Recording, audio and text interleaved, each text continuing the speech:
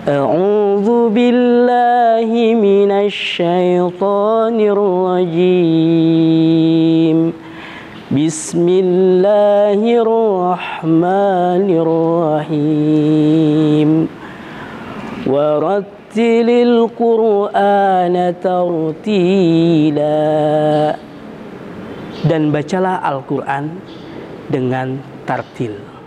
Assalamualaikum warahmatullahi wabarakatuh. How are you today, grade 4? I hope you are fine. Teman-teman, sebelum kita memulai belajar, marilah kita berdoa agar ilmu yang kita pelajari menjadikan ilmu yang bermanfaat dan dapat kita amalkan dalam kehidupan kita sehari-hari. Bismillahirrahmanirrahim. Raditu billahi rabba wa bil islami dina wa bi muhammadin nabiyya wa rasula. Rabbi zidni ilma warzuqni fahma. Teman-teman sekalian, hari ini kita akan mempelajari tentang mad arid li sukun. Adapun tujuan kita mempelajari mad arid li sukun adalah yang pertama, kita mengetahui dan memahami tentang bacaan mad arid li sukun. Yang kedua, kita dapat mempraktekkan mad arid li sukun dalam sehari-hari kita membaca Al-Quran. Teman-teman grade 4, materi kita kali ini adalah mad arid li sukun.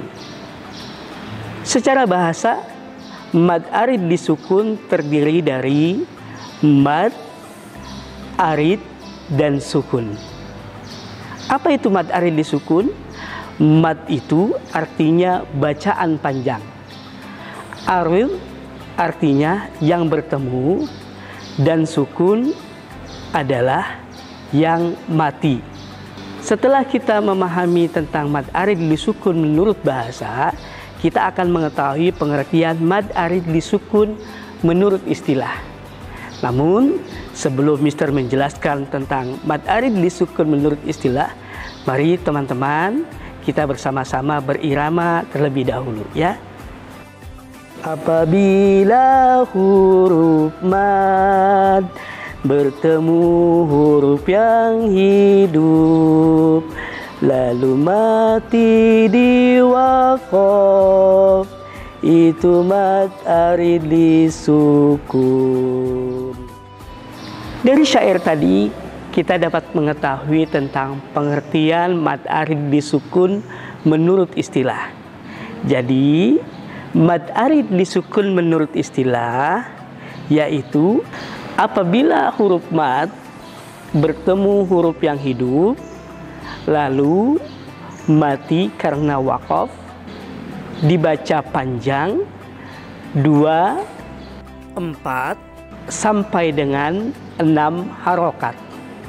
Untuk lebih jelas lagi, mari kita perhatikan contoh berikut ini. Pada penulisannya, kita membacanya al-alamina.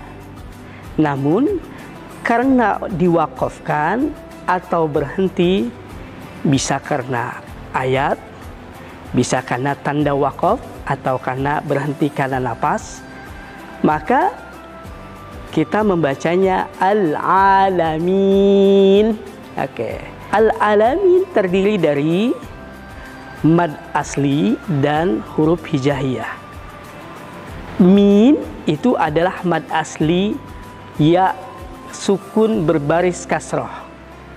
Sedangkan na itu huruf hijaiyah berharokat atau huruf hidup.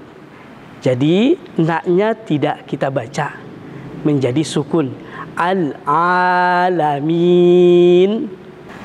Adapun cara membaca panjang mad arid li sukun, ada 3 cara kita membaca bacaan panjang. Yang pertama, dibaca panjang 2 harokat, yaitu dengan cara kita menggerakkan tangan kita. 2, al-alamin. Nah, itu kita baca 2 harokat. Saya ulangi, al-alamin. Yang kedua, kita membaca dengan 4 harokat. kita siapkan tangan kita 4 harokat, maka kita membacanya Al-Alamin. Saya ulangi, Al-Alamin. Itu 4 harokat. Nah, ketika kita membaca 6 harokat, maka kita gerakan tangan kita juga 6 harokat. 6 tangan jari jemari kita. Al-Alamin. Ulangi, saya ulangi. Al-Alamin. Itu dibaca 6 harokat. Jadi kita cara membaca panjang bisa 2 harokat, bisa 4 harokat, dan bisa 6 harokat. Teman-teman, perlu kita ketahui dalam kita membaca Al-Quran pada satu waktu ketika kita membaca mad arid li sukun, ketika kita baca 2, 4, atau 6 harokat, maka di situ kita membutuhkan konsistensi atau kita membutuhkan ketetapan cara kita membacanya. Yaitu kalau kita membaca 2 harokat, maka ketika kita membaca mad arid disukun di ayat pertama sampai dengan di ayat terakhir kita membaca mad arid disukunnya harus membaca 2 harokat. Ketika kita membaca 4 harokat mad arid disukunnya di ayat pertama sampai dengan di ayat yang terakhir kita membacanya, kita harus membaca 4 harokat. Dan ketika kita membaca 6 harokat, maka kita harus stabil dalam membaca mad arid disukun. Ayat 1 dan sampai dengan ayat terakhir kita membaca mad arid disukunnya, kita membaca 6 harokat.